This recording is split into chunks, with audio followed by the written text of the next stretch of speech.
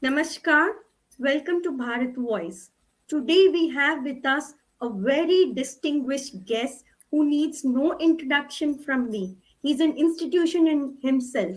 He's a world renowned Orientalist and an Indologist, Dr. Koenraad Elst, and a very great friend of Hindus.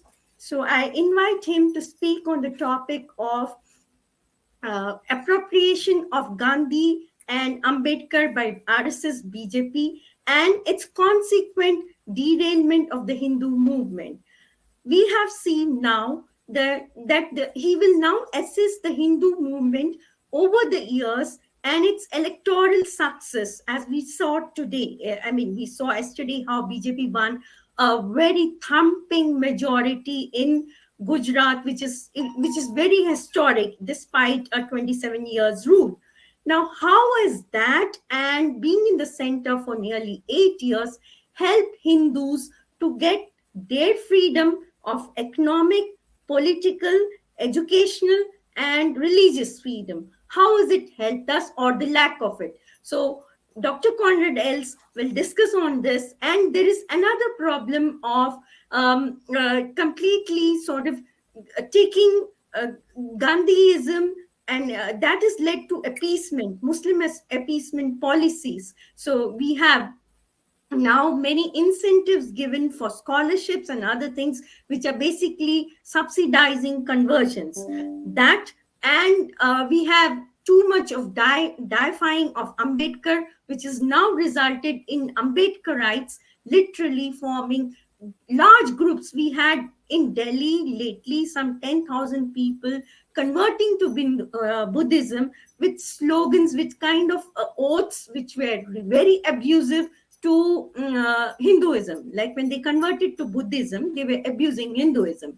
And in fact, Chhattisgarh, Dr. Raman Singh, and very prominent leader and ex-CM of Chhattisgarh for a very long term, he was attending this program where again some 200, 300 odd Dalits were converting to so-called Buddhism. Now the kind of Buddhism envisaged by Ambedkar is itself in question because it is quite different from the actual Buddhism. So I invite Dr. Koenraad Elst to kindly illuminate us on all these aspects, and I'm truly honored to have Dr. Elst here with us to speak on this topic. Right. I am totally new to this stream thing. So I hope that my PowerPoint becomes visible. Is that going to happen? Do you see it? No, I can't see your PowerPoint. You'll have to share your. Okay. Then, um, okay. Then I mean, I can talk like this, of course, there's no problem. But I think this must be possible in this Okay. technology, is it not? Yeah, it is possible, but then you have to first get the PowerPoints here in this and then share. Yeah, well, okay. It's a long Anyway, process. I'll give my talk like this. No problem. Okay. So let's start sometime in the 19th century. One thing that happens, and that many Hindus will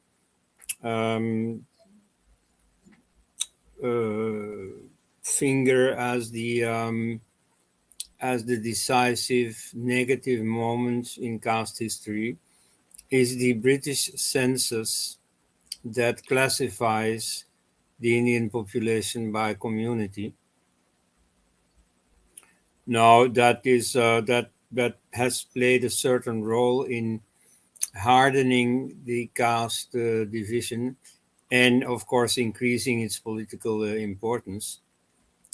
Nevertheless, I don't think that is the start of the caste system, not at all, because in the preceding decades, you already had Hindu anti-caste movements.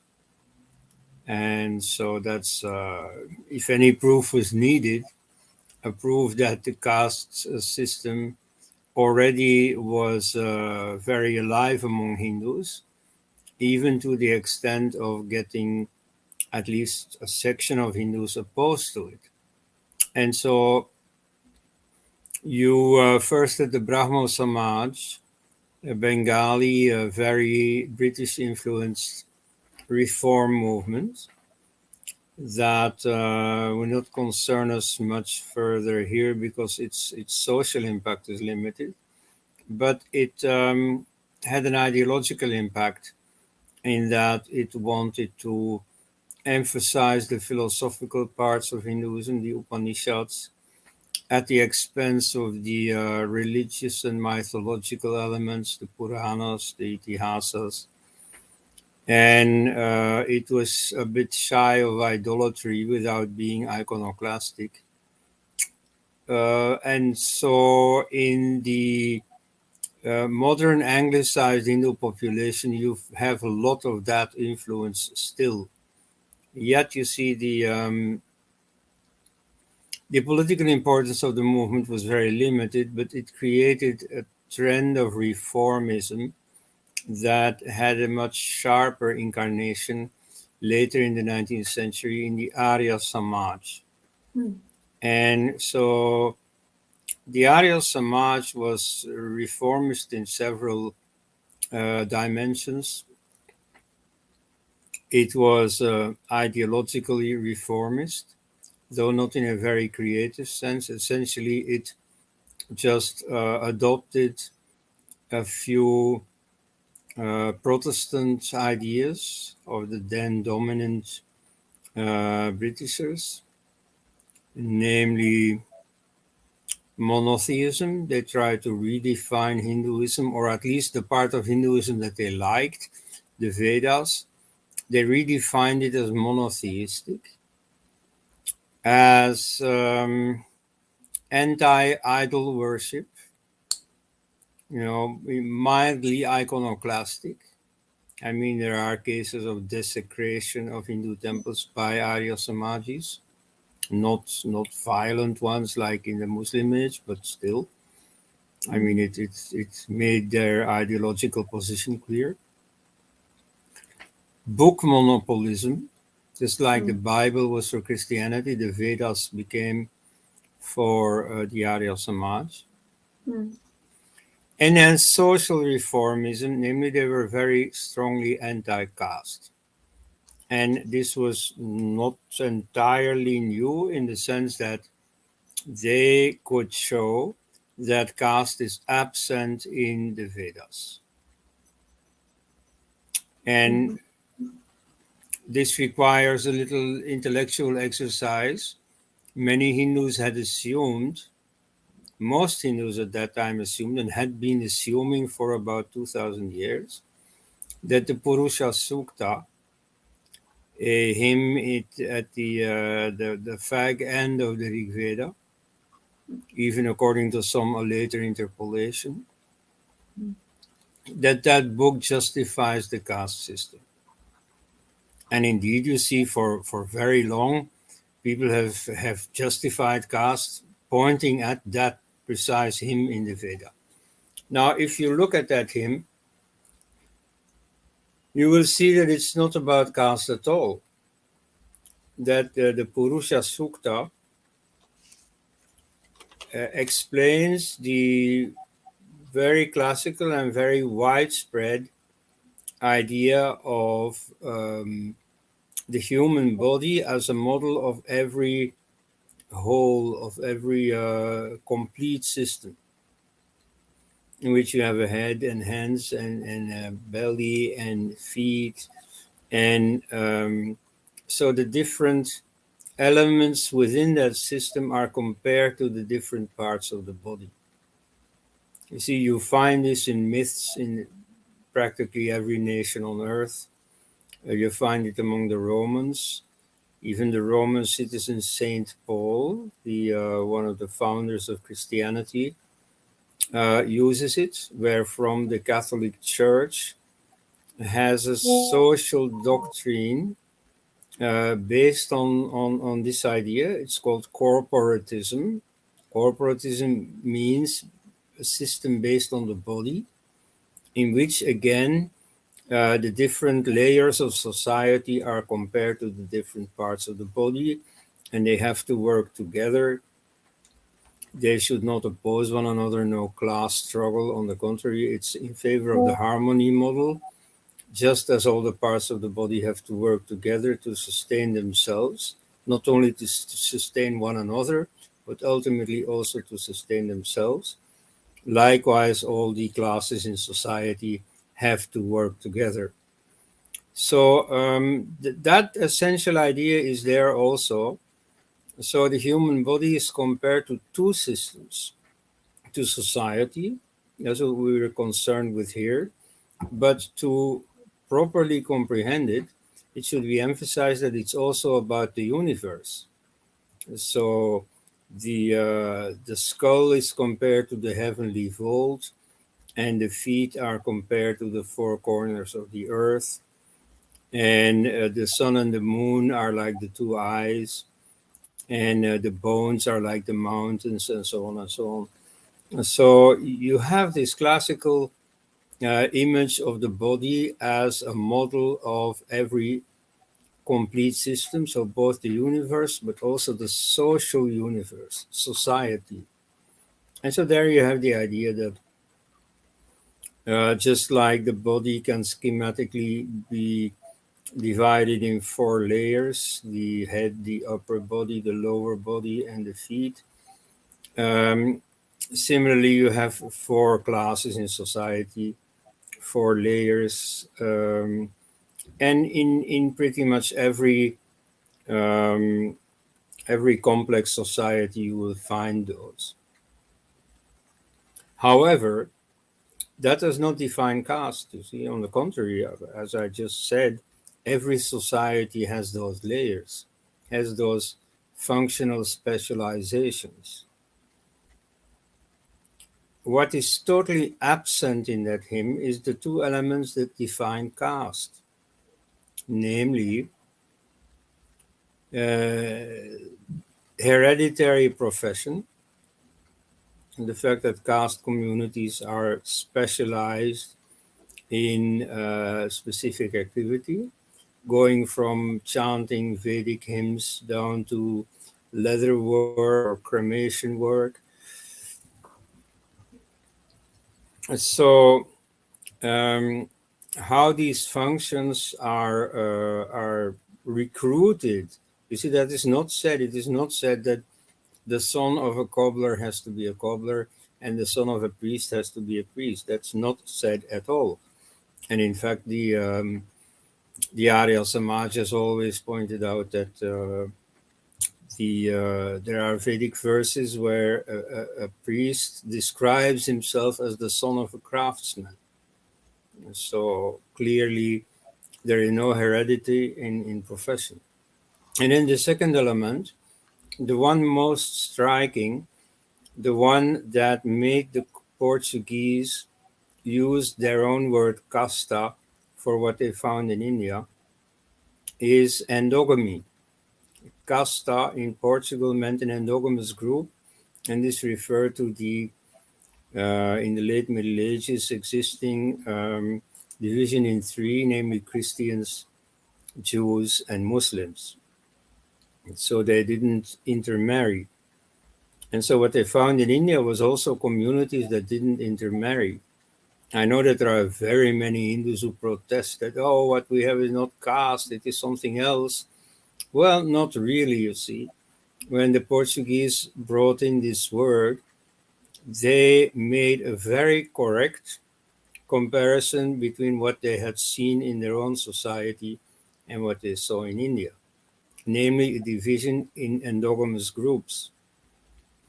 Now, these endogamous groups do not exist, or at any rate are not mentioned in the Vedas, and specifically not even in the Purusha Sukta.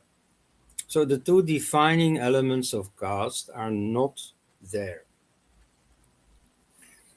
Now, that isn't saying that caste hasn't existed. As some Hindu apologists now say that caste is totally un-Hindu and it was imposed by the British and so on. This is not true at all. Caste has existed for centuries and has gradually received religious sanction. But this came only gradually. And I don't think that the Arya Samaj has analyzed it. And indeed, some of the tools for this analysis were not present yet. We know by now that thanks to genetics, we know that the division of society in India into endogamous groups is not older than about 2000 years. Must have started already centuries earlier in the upper classes, but before it reached or contaminated the whole of society as less than 2000 years. And so this came about gradually. And so one division in successive phases that I'd like to point out is that first you had a certain sense of paternal caste system. That is to say, you were supposed to follow in the footsteps of your father, but only of your father. I mean, it is the father who determined it. So you have the example of Vyasa. Vyasa was the son of Parashara. Parashara was a sage. He was a descendant of the sage Vasishtha. And so one day he had to cross a river, and there was a girl with a ferry boat. And so he had himself ferried across the river. But halfway they decided they liked each other, and they stopped on an island in the middle of the river. And there they made love, and a son was born, and that was to become Krishna Dvaipayana, better known as Veda Vyasa. So that is the sage par excellence. And Guru Purnima is celebrated every year, ultimately in celebration of Veda Vyasa. Now, even though he was the sage par excellence, his mother was not from any sagely family. She was a fisher girl, ultimately of relatively high class within her own community, daughter of some chieftain, but nevertheless not a sage, not a Brahmin, so it was an intercaste union, and yet the son of that intercaste union was the sage par excellence. And so gradually this idea became very strong that the son of a Kshatriya should become a Kshatriya. And indeed, in the Mahabharata, Draupadi rejects Karna as a suitor because she thinks he is not a Kshatriya. So, there that sense of caste hierarchy already exists. And gradually the idea of endogamy starts to come in. In the life of the Buddha, you have an episode with Prince Virudhaka, who discovers that his mother is not a Kshatriya. And so he gets angry with his father. How could you marry this woman who, okay, I respect her because she's my mother, but nevertheless, she is the cause of the fact that I'm not a real Kshatriya, because she isn't a real Kshatriya. And so the Buddha, who still believes in the old caste system, says, well, you see, the caste of the mother doesn't count. You see, if your father is a Kshatriya, then you are a Kshatriya. But you see, the young prince is not convinced, because by that time, at the time, Buddha is already very old. And so 2 generations later, things have changed. And so the idea of endogamous caste is coming in, at least among the aristocracy. Mm. And so in a few centuries' time, it spreads to the whole of Hindu society. So you see, there was a time when there was no caste in Hinduism. Then there was a gradual evolution, and ultimately there was caste in Hinduism. And this, of course, you can't deny. For about 2,000 years, caste was omnipresent in Hindu society. Now it is much less so. There is a lot of intermarriage between castes. Some of the expatriate Hindu communities are very serious about their Hinduism. They build temples, they have Sanskrit courses, and so on. They try to keep up their Hinduism. Nevertheless, they don't know about caste anymore. So caste is not intrinsic to Hinduism, and so that's the point that the Arya Samaj correctly made. Now, the Arya Samaj is important because it is mainly from those circles that Hindu nationalism started. Mm. And so some of the people in the Hindu Mahasabha came straight from the Arya Samaj, like Swami Shraddhananda, very important reformist. In fact, the book you should read to understand Hindu nationalism is his own book, Savior of the Dying Race. This was written about the same time as Vinayak Damodar Savarkar's book, Hindutva. Mm. But so it is less concentrated on the specific Hindu movement that he wanted to create. It's more a diagnosis of the problems that Hindus face. And it really explains most. It's the most important book, I think, that you should read to understand the phenomenon of Hindu revivalism. So he, or for instance, B.S. Munje, was also with an Arya Samaj background and became one of the pillars of the Hindu Mahasabha.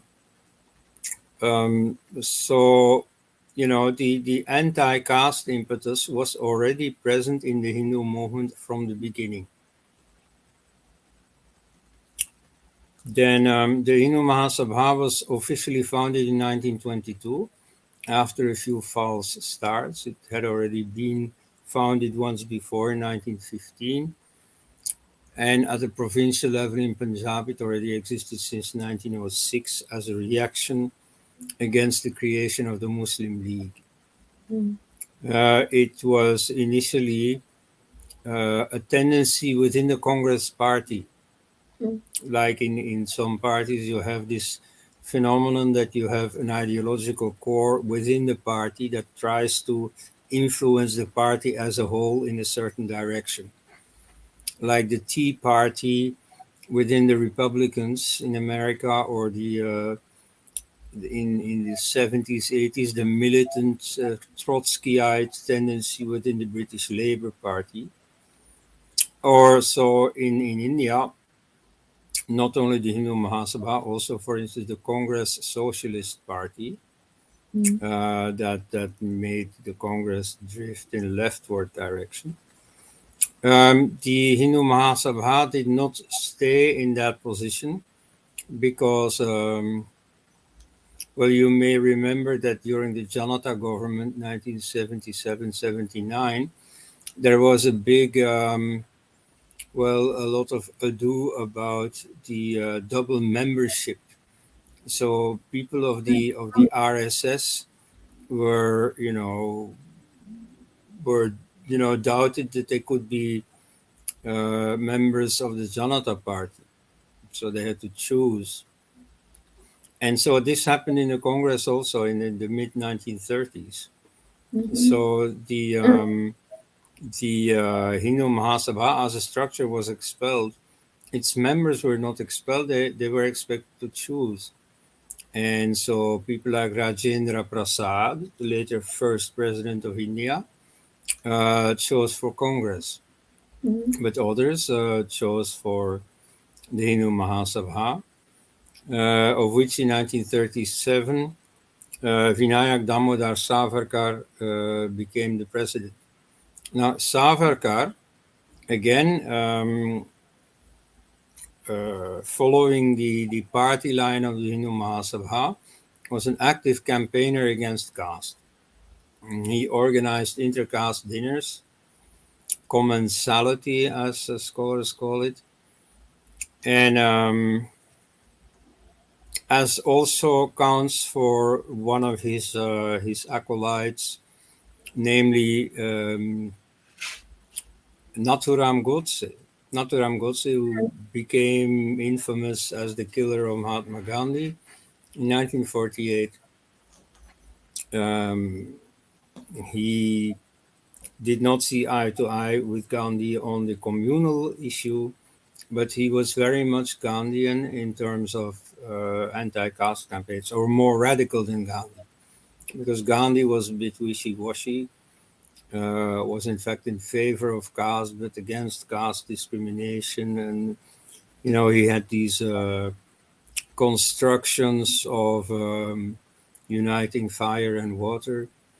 And so the Hindu Mahasabha was more strict, more straightforward about this.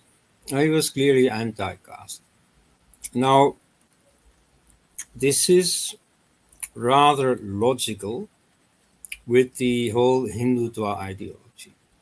So the word Hindutva was already used in Bengali in the 19th century, meaning simply the fact of being a Hindu. That's literally what it means. And Savarkar gave it a more specific political meaning.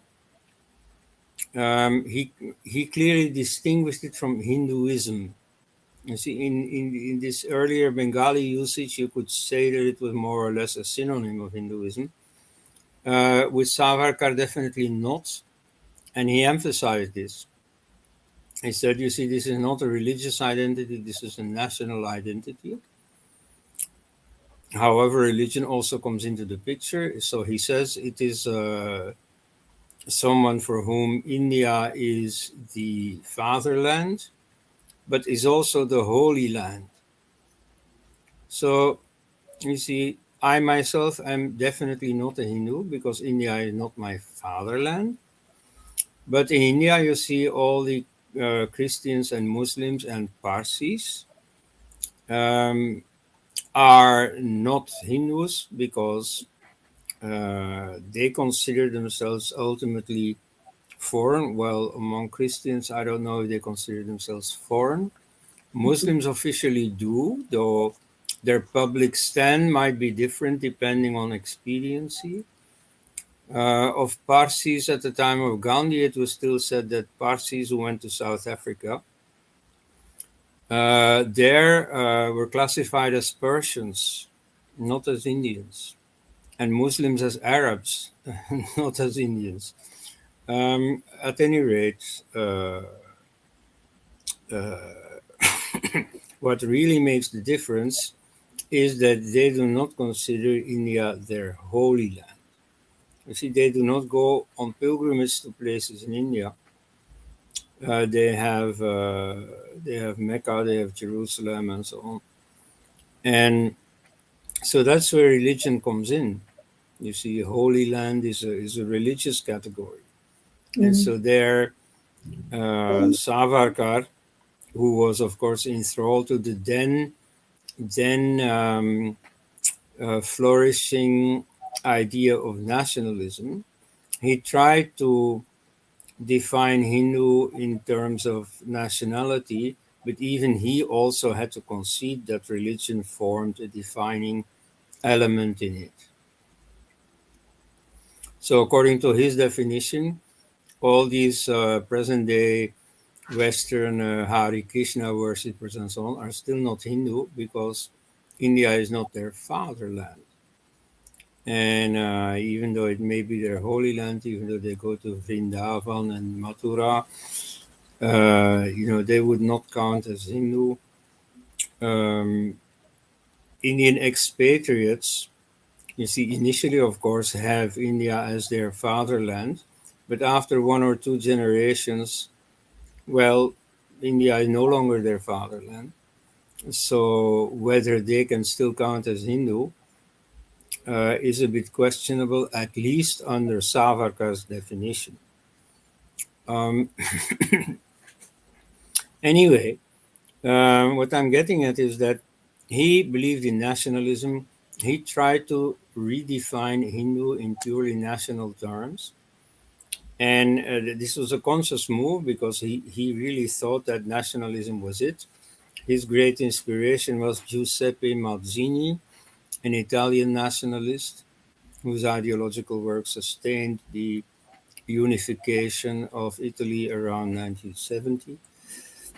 A very secular project, incidentally, because it dismantled the papal state.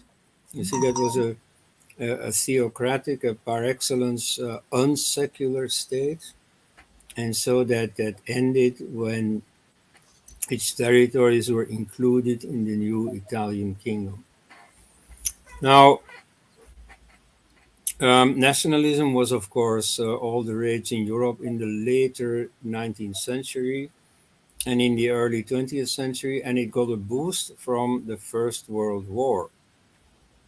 And so in the interbellum, you see a military style in cultural associations, in sports associations, and so on, who do drills in uniforms and so on. I mean, uh, imitating their national armies. And so it's part of that wave that you see in the creation of the RSS, where they also have this British origin brass bands, these uniforms, these mass drills. Um, so nationalism was all the rage. And so Savarkar tried to define Hindutva in nationalist terms. Now, this has some consequences. You see, after 1945, nationalism got a bad reputation, and people try to avoid calling themselves nationalists. I mean, if you see the current wave of right wing parties in Europe, uh, most of them tend to be nationalists, but they will not call themselves nationalists. They will call themselves Democrats or Citizens Party or something. The word nationalism has a negative odor.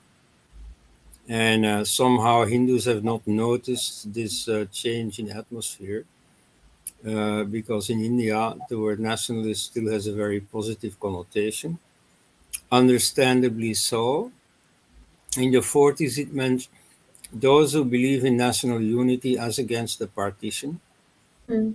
And then later on, it still meant those who believe in national unity against the various separatisms that Mm. sprang up in Tamil Nadu or in Mm. Nagaland or in Kashmir.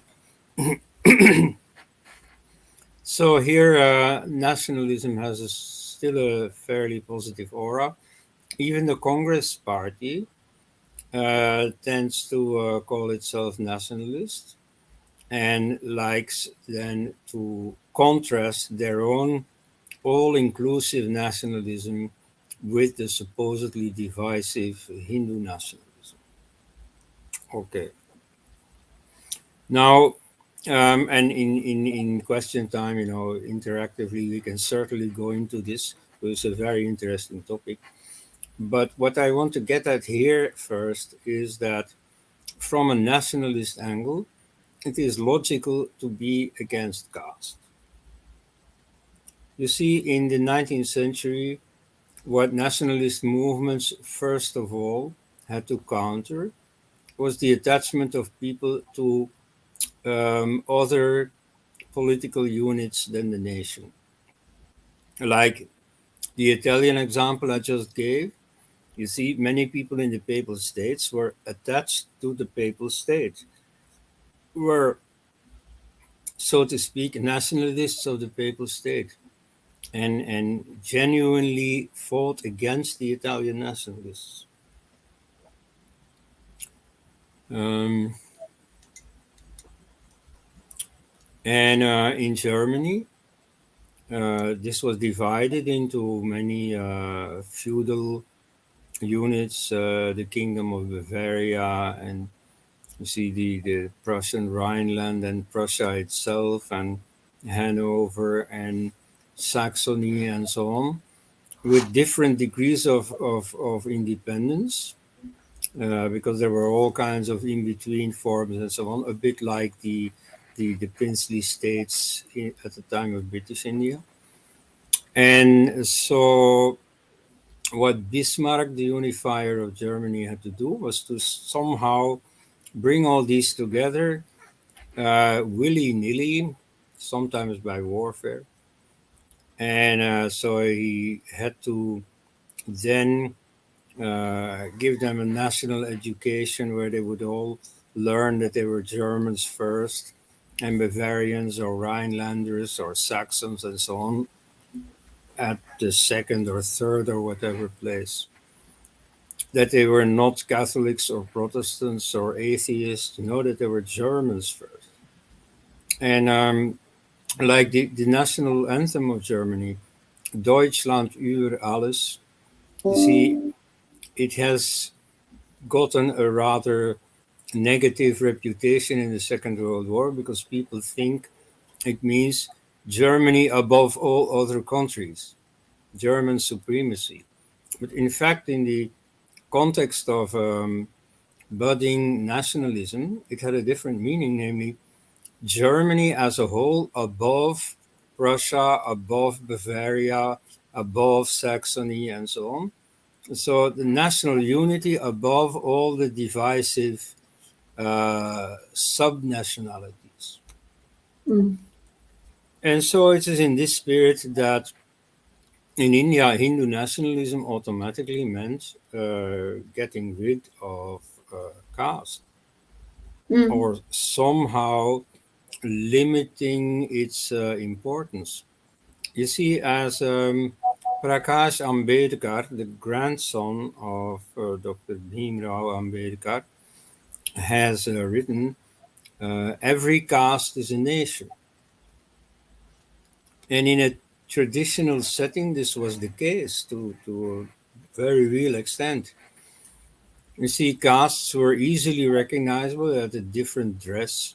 You see, they looked differently. They had a different dialect. They had often different musical traditions, different cuisine. And it's in that sense, of course, it's in the same sense as what Jinnah said about Hindus versus Muslims. He pointed out that Muslims had a different dress, a different cuisine, a different script, Urdu, and so on, that they were in very many respects different, and that in books about nationalism, you will find a number of criteria according to which Muslims would count as a different nation. That's the basis of the two nation theory. And so the Ambedkarite Prakash Ambedkar, the grandson, extended this reasoning to castes. Of course, today they are much less different from one another. Today, this idea of every caste a nation is simply obsolete, but it has a historical reality. And so it is something that Hindu nationalists militated against. Um, so, um, so that's why there is a anti-caste element in the Hindu Mahasabha, certainly, and also in the RSS.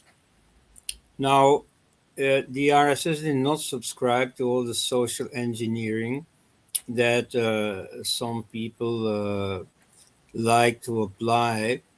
Like, for instance, there's a law that gives money to intercaste marriages. To intercaste couples get rewarded by the state for breaking caste discrimination. There are, of course, reservations more and more, um, starting in the British period. Part of the design to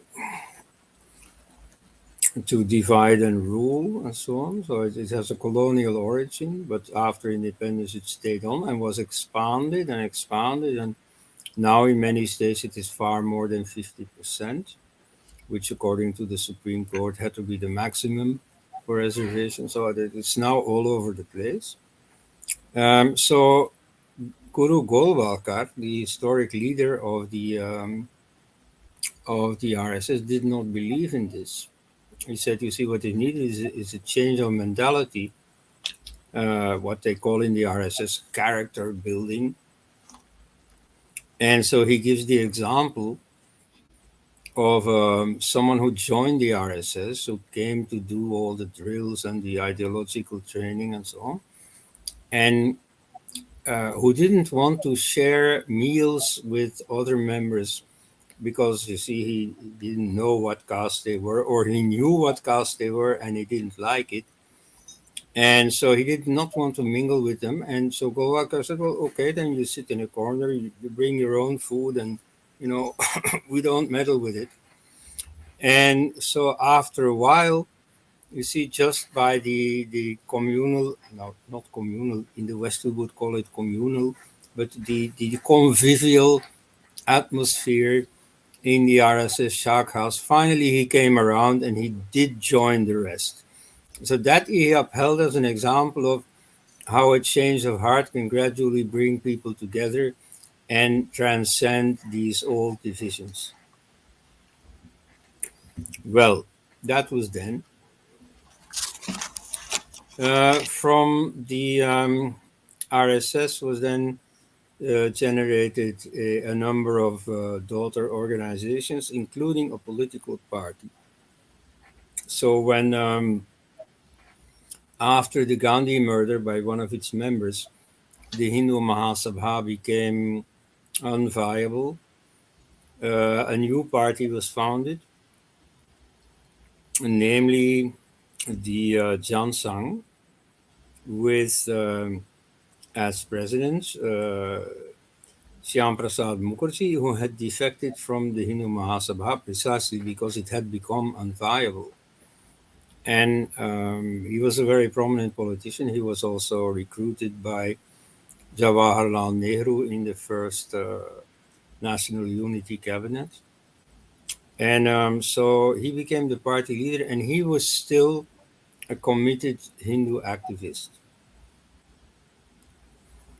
Now, that was to become less and less the case in the whole history of the Chansang, which ended in 1977 when it was absorbed in the Janata Party, which was a coalition of all the anti-Indira Gandhi political groups, and then reconstituted in 1980 as the BJP, the party presently in power. So what I'm saying is that after Shyam Prasad Mukherjee, who died in a Kashmiri prison, as you know, after that the party became less and less and less Hindu. And in 1964, a very important moment, the party leader Deen Dayal Upadhyay launched the idea of integral humanism. Mm. Now, integral humanism has a number of political advantages. First of all, it's something that nobody can be against. Who could possibly be against integral humanism? You know, don't you want to be integral? Don't you want to be humanist? That's of course why in practically all books and papers about the Hindu movement, this ideology is never mentioned. And so they say, oh, the BJP is a Hindu nationalist party, or a Hindu fanatical party, or a Hindu fascist party, but they will never say what the official ideology of the BJP is. You know, it's like writing a book about the Labour Party and not mentioning socialism. You know, this is too crazy to imagine, and yet in Indian studies, this is the done thing. Now, it has other advantages. It doesn't mention the word Hindu. Now, you could say that the values of integral humanism are effectively the values of Dharma. Mm. It's a secular way of reformulating Dharma. Mm. And so, as a Hindu, you could be satisfied with this because you could say, well, you see, this is just a fashionable way of saying that to which we have always been attached. Mm. And that is, it can be interpreted that way, and that is probably what was in Deen Dayal Upadhyay's mind. However, the increasing tendency of secularism within the Jansang, Mm. um, especially represented by Nana Deshmukh and by Atal Bihari Vajpayee, the later prime minister, um, was very happy about this secularization of the Mm. Hindu Nationalist Party. Mm. And then it was a time of socialism, like some British conservative politicians said around 1970, we're all socialists now. You see, everybody who tries to show that he's not some old fogey, has to add some socialism to whatever ideology he peddles. And so this also happened in India. You had at that time the Swatantra Party, founded by Acharya Rajagopalachari, the the last governor general of India before it became a republic. And that was a pro free market party. In the Cold War, it was a pro Western party, anti Soviet party. Now, even though many people think, the Chansang was right wing, so it was anti communist and so on, no, that is not true. You see, um, the the Jansang also defined itself. This was not its official ideology, but many leaders spoke like that as Gandhian socialists. Mm. And so they invoked Gandhi, as at that time everybody in India did. And because Gandhi was also associated with the freedom movement and so on. And at that time, everybody still believed that India had become independent thanks to Gandhi, but also socialist. And so in the Cold War, they were not pro American, they were not pro Western. And indeed, you see, I've heard lots of anti American slogans and so on when I was interviewing all the Hindu leaders in the 1990s. Um, so that and maybe after the Cold War that became understandable. During the Cold War, I think that a party that was meant for Hindus, that was meant to be Hindu, had serious reasons to be anti-communist, and they could be anti-American, but less ideologically.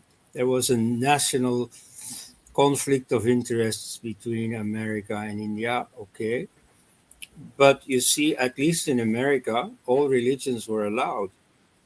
And as against the Soviet Union, where religions were frowned upon, were the object of heavy repression under Lenin and Stalin. In the 60s, less so, but still, you see. And then there was Maoist China, of course, where there was gross repression against Mm.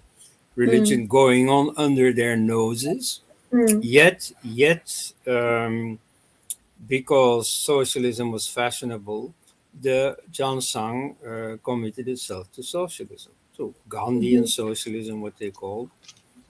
Now, this was never a serious ideology because when in 1980 the Jansang was reconstituted under a new name, the Bharatiya Janata Party, Mm. there was a debate what should be the party ideology? Should it still be integral humanism, or should it be Gandhian socialism?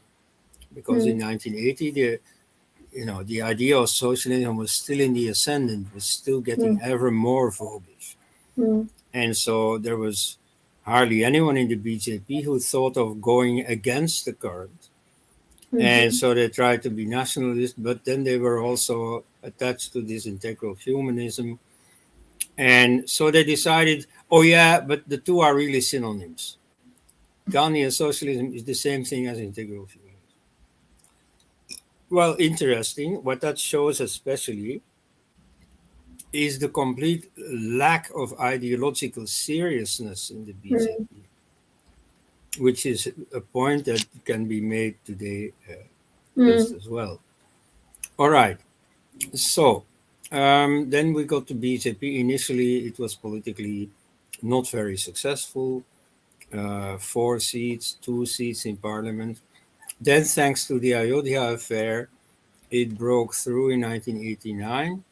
And in 1991, it even became the principal opposition party. And what happened at that time, between those 2 elections, was the Mandal Commission. And so that was meant as a counter move against the then very popular Ayodhya movement. You see, suddenly there was this Hindu mobilization, and against that, all the secularists said, okay, we have to do something against this, divide the Hindus by caste.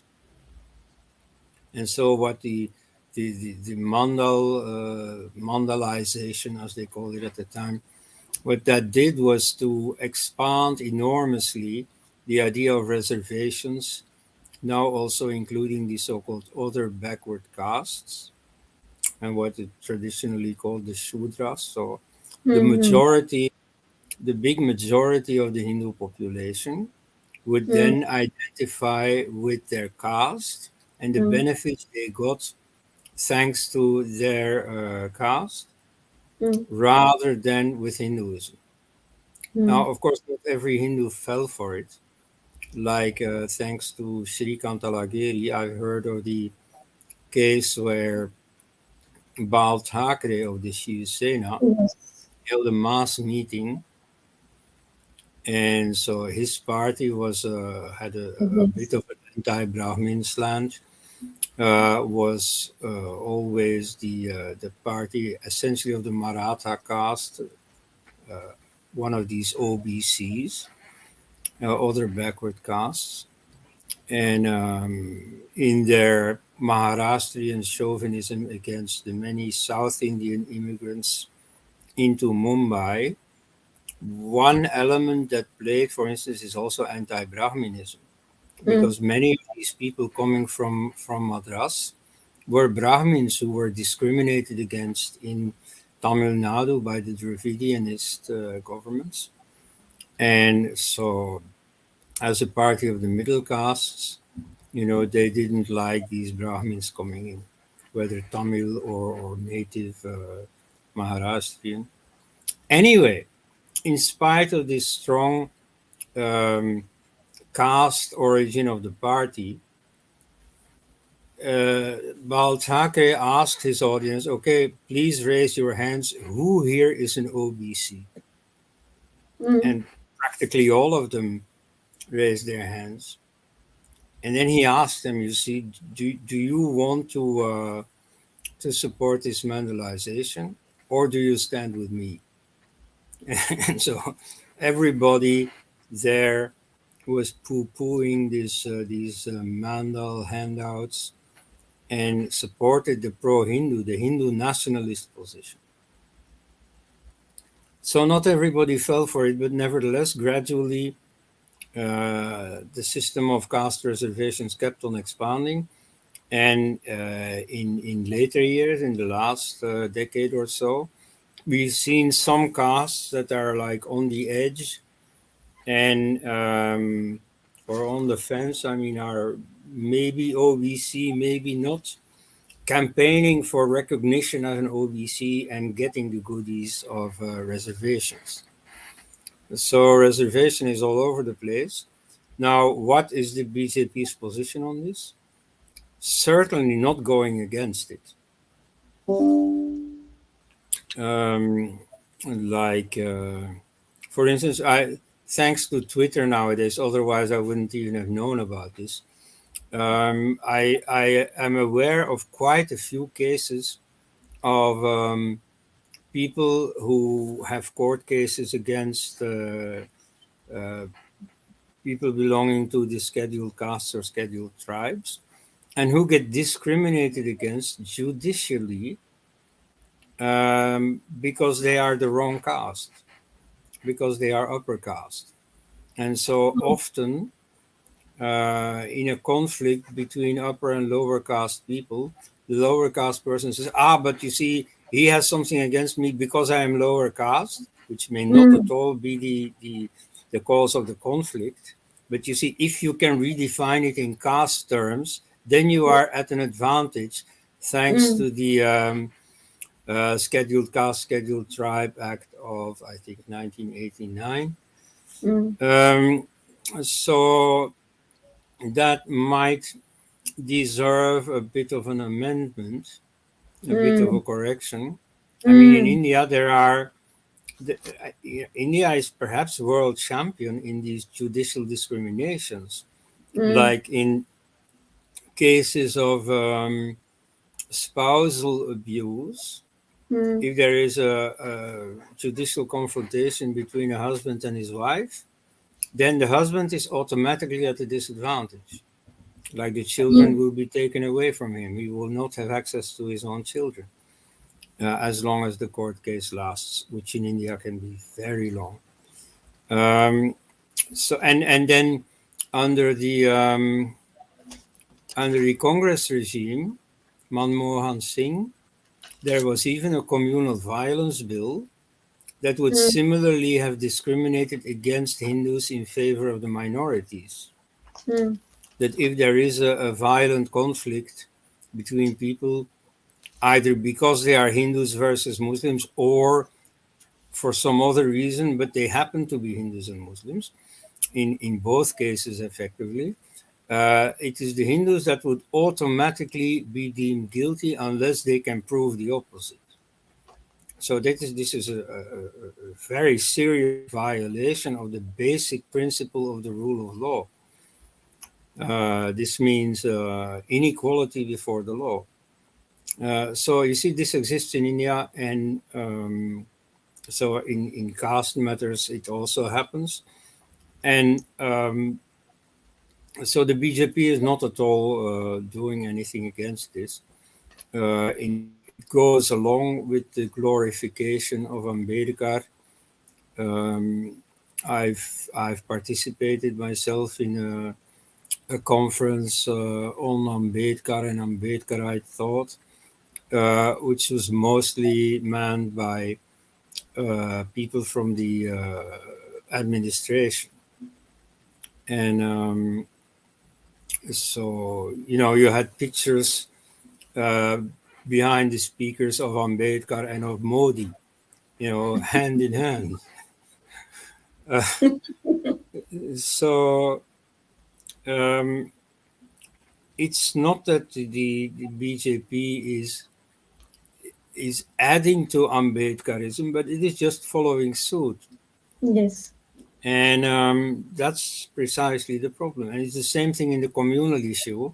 You see, there they are still glorifying Gandhi at a time when everybody who somehow follows the news, you see, knows about more and more research that shows that Gandhi's role in independence is greatly overrated.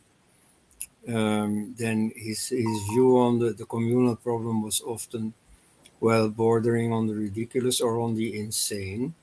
Like when he advised Hindu refugees from Pakistan in 1947 to go back and better be killed at home than be a refugee somewhere else. No, I mean, come on, this is, so it's time for a more nuanced view of Gandhi, we should stop mm, hero worshipping him. Indeed, you see in Ram Sarup's very first booklet called Indictment, it's an inside account of the Quit India movement, written in, I think, 1947. There is a foreword by his friend at the time, Daya Krishna, who became a professor of philosophy. And it starts with the words that still apply to India today, namely, the bane of Indian politics is hero worship. And so, yes. in this case, it's about Mahatma Gandhi, who started the Quit India movement and then mismanaged it. Um, and yet, you see, you can't criticize him because of this hero worship. Mm, So today you have something similar on the Hindu side with Narendra Modi. mm, I think in some respects he did a great job. And it's now internationally recognized that more than 400 million people have been lifted out of poverty during the last decade. That's impressive. You see, some of the development work going on is very good. mm, The stature of India in geopolitics, in international diplomacy, has greatly increased. But nevertheless, in some respects, especially the remedying of the legal discriminations against Hindus, mm, uh, Modi is a total disappointment. mm, And so, whenever you say anything about that, immediately you have this army of devotees, defending him and inventing all kinds of reasons why, he hasn't done anything about these discriminations. Oh, he yes, first needs time. He only has had 8 years. That's not enough. Come on, come on. So this hero worship is still going on, and in the Hindu camp, it mostly means a lack of critical thinking. yes. They just follow suit. Whatever the ideological wind is, they follow. When I wrote my PhD thesis about the Hindu movement, this is 30 years ago, Mm-hmm. I noticed in BJP texts words like, for instance, when they talked about women issues, they talked about empowerment. Now, you Mm, see, that was one of the latest buzzwords in America. And so immediately you see it, pop up okay. in BJP thought. And so nowadays, you see, they're quite woke.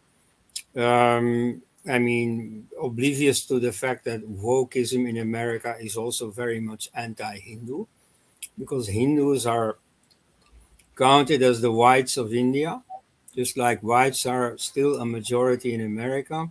Hindus are still a majority in India, still, because that's not guaranteed forever. Um, and so all uh, the same arguments that are used against whites over there count against Hindus in India. And so the minorities are the good guys. And so the communal violence is in fact quite an application of that, namely that if there is anything between Hindus and Muslims, the Hindus must be guilty. Obviously, the Muslims are the victims. And so that reasoning is also all over the place in all the media reporting about any communal issue in India. Now, the BJP essentially follows suit in that respect, and Mm-hmm. does not posit any counter narrative. Mm, And so the same thing in the caste issue. Like, okay, let's bring the two together. The BJP nowadays is greatly wooing the so-called Pasmanda Muslims, yes. the lower class Muslims. Now, let's see, who are the Indian Muslims? So they themselves imagine themselves as the descendants of the Islamic invaders. Mm, And for some of them, especially the elite among them, this is true in the purely paternal line. mm, So if you go back to the father of the father of the father, ultimately you come to an Arab or a Turkic invader. But otherwise, what did those invaders do? You see, they came in India and they married, or anyway, they sired the child upon some local woman. So the next generation was already 50% Indian. And then it continued more and more and more. So the Indian Muslims, even the elite, are for all practical purposes Indians. mm, Um, let's face it. And so, to a large extent, what happened is conversion. mm, Now, how did that conversion happen? Now, first of all, there are all these marriages. There are all these invaders who married local women.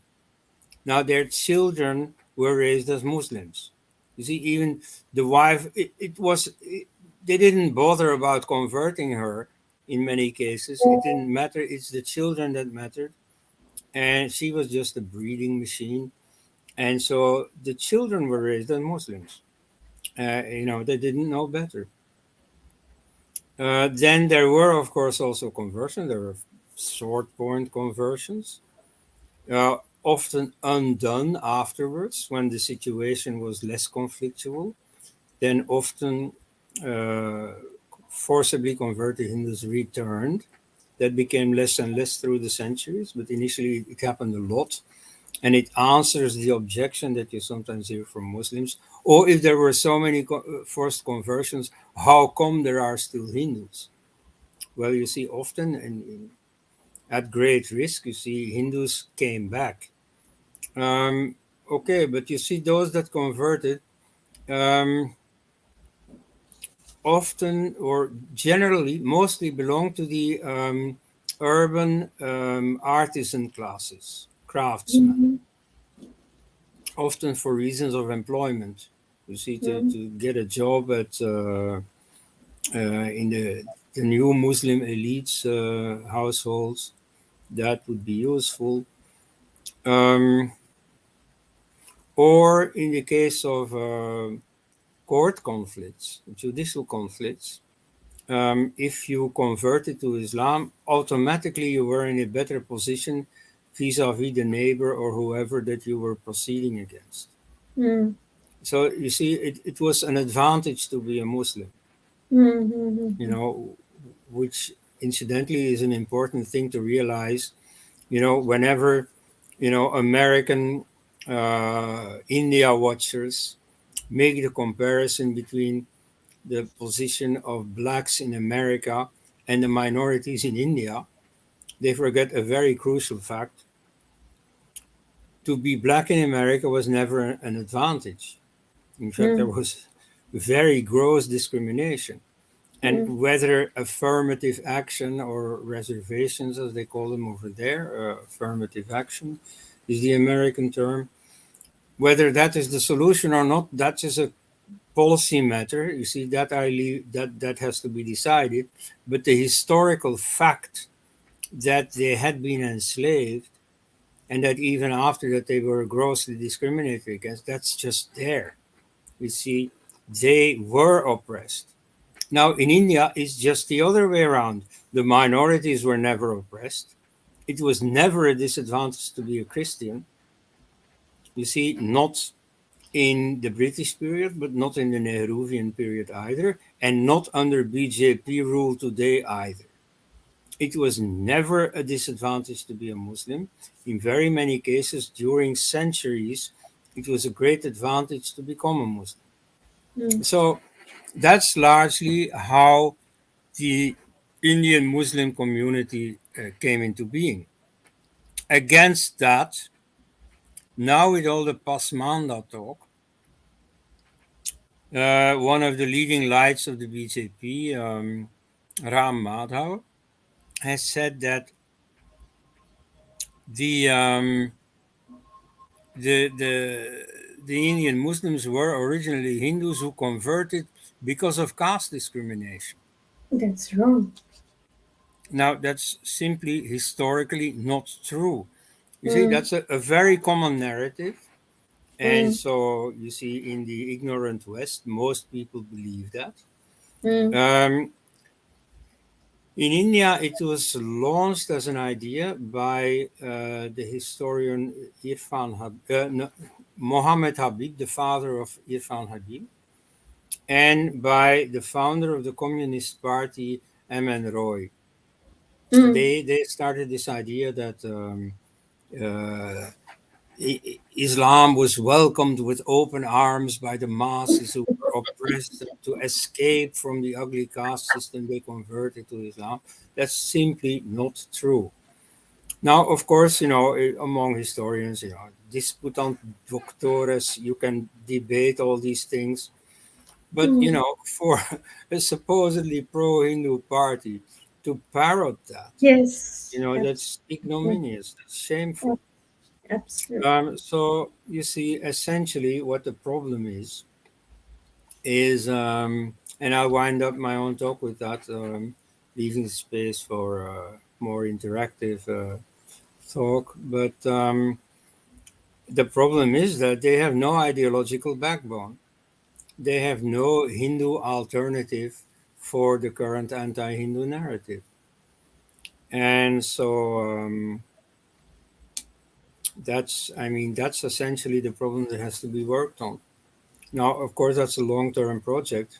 Meanwhile, somebody, you see, all of you really ought to remind your ministers and so on of the historical facts Mm. and the fact that today they themselves are, committing a dereliction of duty by their ideological passivity, by their Mm. swallowing hook, line, and sinker the narrative fed to them by the enemy, Mm. or not even fed to them by the enemy. The enemy often doesn't know or can't believe that the BJP is so stupid to toe the enemy line. And many, India watchers outside still think that this is a fanatically Hindu party and that all the textbooks are being rewritten in a pro Hindu sense and so on. Nothing of this is happening, Happening. you know. Yes. Anyway, so I'd like to hear some feedback now. Yeah. So, uh, Dr. Elst, thank you very much for this speech. It was really wonderful and very insightful. Like, I have few questions and then I take some from the audience too. Like, for example, Mohan Bhagwat, now it is fashionable for him to say all people who live in India are Hindus. Now, Hmm. how, I mean, your thoughts about it, Yeah. it's very hilarious. Yes, we already had the definition of Hindu by Savarkar. Hmm. It is not very different from the legal definition. It's somewhere in the Constitution, and it's also in the introduction to the Hindu Code Bill, 1955, where Hindu is defined as any Indian who is not a Muslim or a Christian or a Parsi. Um, and so this means automatically that Buddhists and Jains and Sikhs and all the later breakaway groups like Veera Shaivas, like the Ramakrishna Mission, like the Arya Samaj and so on, they're all automatically Hindu. Now, some people say, oh, this is a Hindu conspiracy, this is a boa constrictor conspiracy to, assimilative communalism, that's also what they call it. Well, no, this is simply the historically correct definition. Yes. Yes, that is true. But then here, what Mohan Bhagwat does is he tries to make even Muslims and Christians who live Yeah. in Okay. India Well, as Hindus. I mean, that's yes. Yes. Okay. Now, uh, the historical definition from the beginning excludes Muslims Muslim. and by extension Christians from the domain of Hindu. Why? Okay. Well, the word Hindu at first is simply the person's geographical term for India. is the Persian pronunciation of Sindhu, and Sindhu was the westernmost river of India. So anyone living on or beyond the Sindhu was Hindu. And this word was also taken over in Arabic, Hindu, where the U was wrongly interpreted as the ending of the nominative case, which in Arabic is U, like in Allahu Akbar. And so in colloquial Arabic, that ending, that case ending would be dropped and they would say Hind. So Al-Hind, with the article Al, was then the usual term for India. Hind also became a girl's name because girls' names usually um, evoke opulence, wealth, beauty, and so on. And so those are the things that were associated with India. India was the top of the world at the time. And so for Arabs in their desert, you see India as this lush place with all this civilization, with the most beautiful women in the world and so on, that they dreamed of, they idealized. Anyway, so they then came into India to, to use a secular expression. They entered India somehow. And then you see um, this Hindu acquired a religious connotation. So it still meant Indian, but Indian as opposed to us Muslims. And so every Indian who converted became a Muslim, became part of us, no longer of them. And so who are these Indians? Well, everybody that you can think of, Buddhists, tribals, Dalits, Brahmins, and all the later groupings of Indians that didn't exist yet in 712. The Sikhs, the Veerashaivas, and so on, they were all Hindu. So that's the original meaning of Hindu. It doesn't mean Vedic. You see, later on when the British came, now they had little contact with the tribals and so on. And their main key to understanding of what was happening in India was the Brahmins. And like you have this famous frieze in Oxford of William Jones sitting at the feet of Brahmins, Pandits, explaining to him the scriptures. And so you see, they identified Hindu with this Vedic tradition. And so this idea gained ground also among Hindus, like Tilak. Tilak tried to give a Christian type definition of Hindu, namely that Hindus are people who believe in a certain doctrine, which he then tried to bring together as a belief in the Vedas, belief in reincarnation, a few more things. Now, that is a good definition for a certain group within India, but it's not a good definition of Hindu. Because you see, Hindu included everyone. Whether you believe in reincarnation or not, whether you believe in the Vedas or not, that's all immaterial. If you're Indian and you're a pagan, then you're a Hindu. Or if I shall say it in more practical terms, if you're going to hell as an Indian, then you're a Hindu. Yes. And so nowadays there's a lot of confusion about that. But if you go back to that historical definition, it all falls into place. So you see, all these Buddhists or neo-Buddhists who claim that they're not Hindus, like with Ambedkar's so-called conversion ceremony, the first time in Indian history that someone converted to Buddhism, where you see they renounce Shiva and Vishnu and so on. But, that doesn't make you or unmake you Hindu. Hindu does not mean belief in Vishnu. You can have never heard, the tribals in the Andamans have never heard of Vishnu. And yet, you see, by the historical definition, they are Hindu. By Indians' legal definition, they are Hindu. They are, By Savarkar's definition, they are Hindu. yes. But it certainly discounts people, I mean, who identify themselves as Muslims and Christians. It can't include them. They are dogmatic. I mean, you can't. No, the word Hindu does not include them by definition, and they themselves would not want to be described as Hindu. I Yes. mean, has Mohan Bhagwat asked any of them, "Do you agree that I call you a Hindu?" Has he gone to Asaduddin Owaisi? Hey, fellow Hindu, come on, you know, I mean, the RSS is sometimes simply impolite.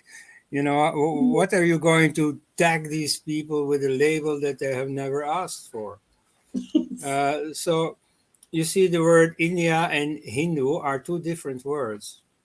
Now, at the time, not in India but in Persia, the word Hindu simply meant Indian, was a purely geographical term, but that's no longer the case. As soon as the word came into India, where it was different from Bharatiya, Yes. or from their own word Hindustani. That was related, but not the same thing. Aurangzeb was a Hindustani, but I wouldn't Mm. call him a Hindu. Hindu. So you know, if Christians or Muslims want to be Hindu, well, let them become Hindu. Yes. Nobody's stopping them. Yes. Let's have Gharvapacy. Yes, that's true. That's true. Very true. And Dr. Els, you were mentioning that the government should do an amendment in the SC/ST Act. In fact, they did something that is very opposite, because the Supreme Court had in between did ask to, they had diluted the act by itself, Hmm. by saying, Yes. calling it very draconian, and there was a huge protest against it, like the whole thing, the whole Break in India brigade, they did that, and the Yeah. BJP caved into it, and they said that this kind of a amendment suggested by the Supreme Court, due to its judgment, would not be applicable. They brought in an amendment saying that. I mean, that, Yeah. so that's the way they go. They Yeah. do You see, overdo. yes, the BJP is not a leader; it's a follower. And in democratic politics, that's a tendency that exists everywhere. I think it was the Talleyrand, the one of the ministers of Napoleon, who said, um, uh, "This is what the people say. I am their leader, so I have to follow them." And so the BJP just listens what a sufficient number of people say, and then changes its line according to that. And so if they want to win elections, maybe. But you see, I think that the idea of there is no sufficient support to a political leader, that would mean, then I have to create sufficient support. Like I see, many issues are just not on people's minds. They haven't thought about it. They don't know exactly. And so there you have to campaign to make it clear what this is about. And only then you see they can form a serious opinion.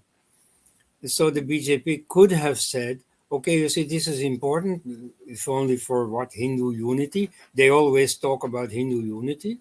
Well, Yeah. doing something about this caste discrimination would be very good for Hindu unity. Well, then they should explain that to Hindus. And so they should not cave in. No, they should give a lead. Now, I don't know the juridical details of this act, so I won't go too closely into it. I'm not saying that the act is wrong, just Mm. like the Right to Education Act. You Mm. see, that's something similar, because that caters to the poor. That's not in caste terms. That's already very good about it, but Mm. in economic terms. So it gives a leg up to the poor, which is probably defensible.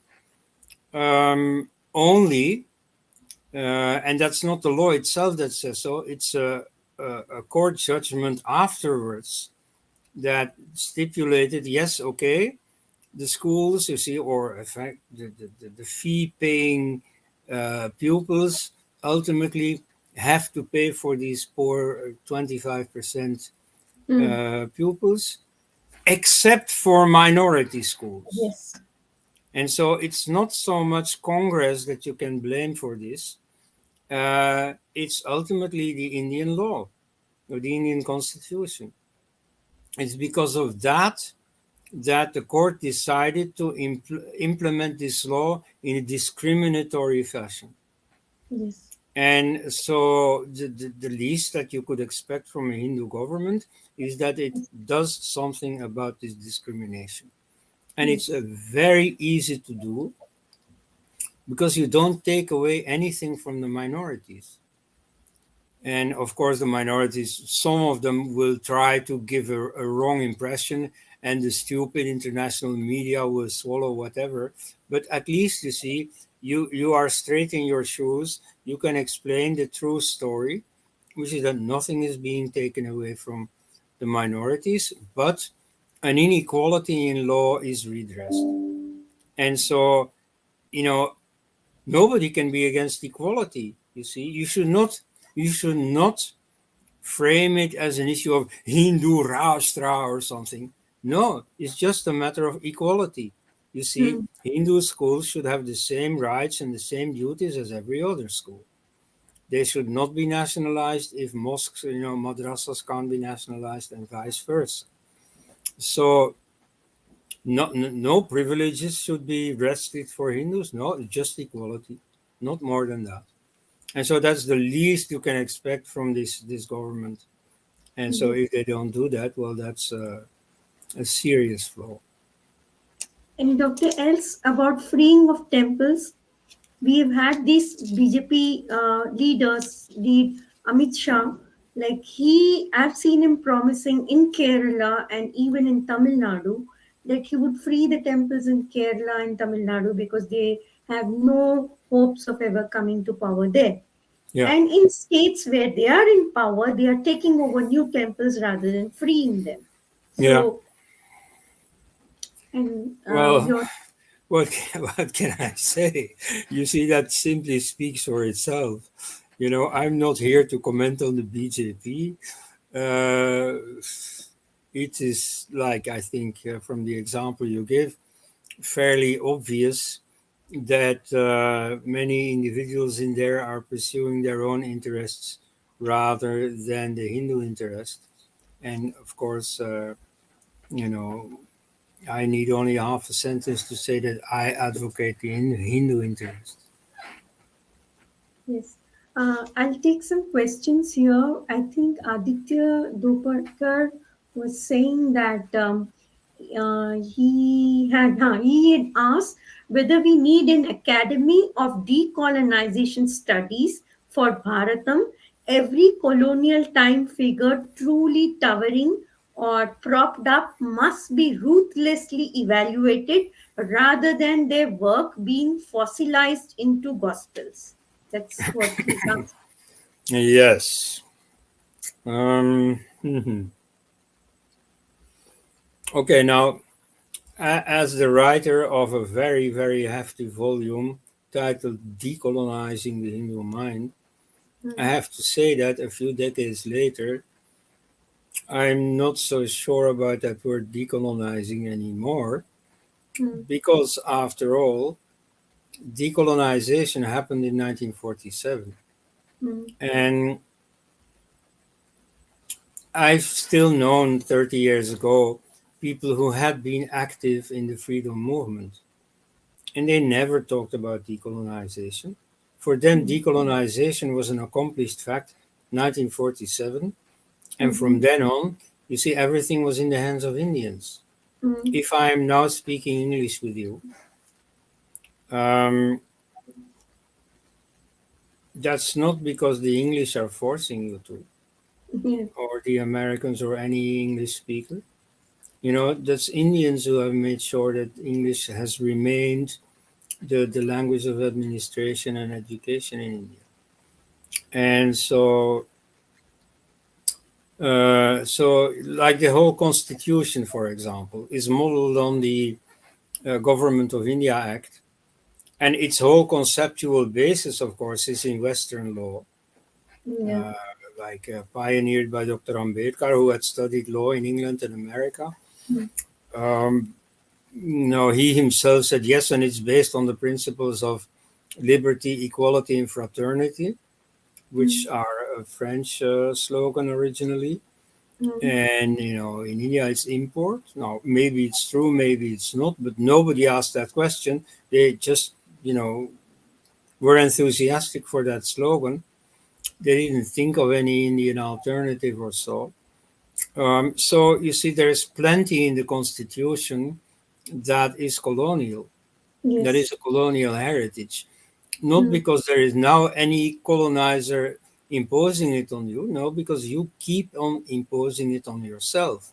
Absolutely. And so, in that sense, you see, I think the word decolonizing is a bit unfortunate, but you see, for the ground of the matter, well, of course, I don't know if an academy is the right format, but at any rate, I'm all in favor of rethinking all these colonial legacies. Mm. And so that's, yeah, academics may be helpful in that, but you see, it's something that is a matter for the whole of society. Why are so many people wearing Western dress? Yeah. That's something that can, I mean, just nobody up there can tell people what to wear, but that's a fashion that, I mean, when India will become fashionable again, then many people will shed their Western clothes and take to something Indian. Mm. Like on medicine, for example. Um, right now with the COVID crisis, India has missed a beautiful opportunity. You Mm. see, it could have demonstrated to the world that Indian medicine had alternatives, had a Yes. very useful role to play in the struggle against COVID. No, it has immediately and completely taken to the Western approach. Mm. Um, you see, in China too, but in China they have also allowed Chinese medicine to get involved. And so in India, of course, I mean, not everything is regulated by the state. Here and there, I'm sure that Ayurvedic practitioners have taken initiatives. But I mean, on a national scale, there was really nothing. Mm. And so internationally, India is known for exporting viruses, not viruses, but vaccines. Um, and so it has essentially confirmed that Western medicine is the answer. Mm. That's essentially what it has done. So you see, on in those issues, there is a lot of decolonizing to do, if that's what you want to call it. So Yes. I'm all for it. So, and then Aditya had one more question regarding, I think, Jati. He says that the cause of discrimination lies in social battering by brutal jihad and colonial engineering, disrupting social fabric, a social evil circumstances, not a cultural evil that was inherent to Hindu society. That's what he's saying. So, how do you look at it? And Well, well, I don't know.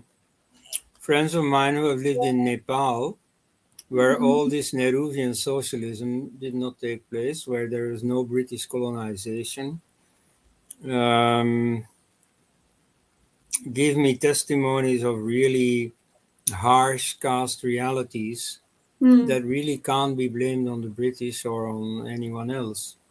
So yes, you see, the British have hardened the sense of caste. True, but caste existed before. And so I emphasize that there has been a stage of Hinduism when there was no caste. But, the caste that has grown up and has existed for many centuries, you can't just disown that. Yes. You have to take responsibility for that. Here, I'm going to take a very, very ugly Eurocentric position and point out that, okay, we were guilty of slavery, but we have also abolished slavery. And so I think that is something people should take upon themselves. Some people will say, but you see, the British, when they were the world power, they have also forced other countries to abolish slavery, like the Ottoman Empire or like the Mughal Empire. Mm-hmm. And so some people will say, if we don't do it, it will never happen. So that is a justification for Western meddling in the caste system, right? So that's why all these Western India watchers can't stop talking about the caste system. If ever anybody says something positive about Hinduism, immediately but caste.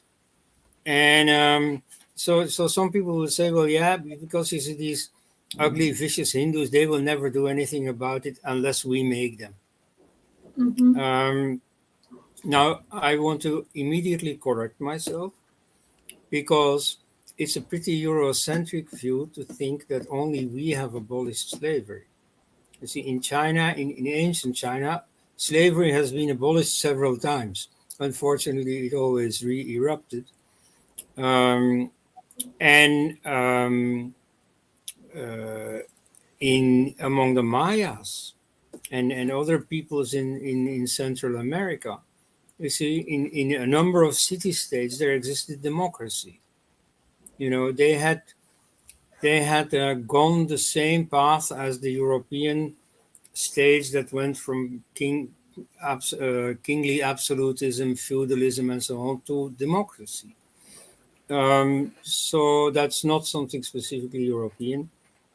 And so, in that respect, I think Hindus have done very well.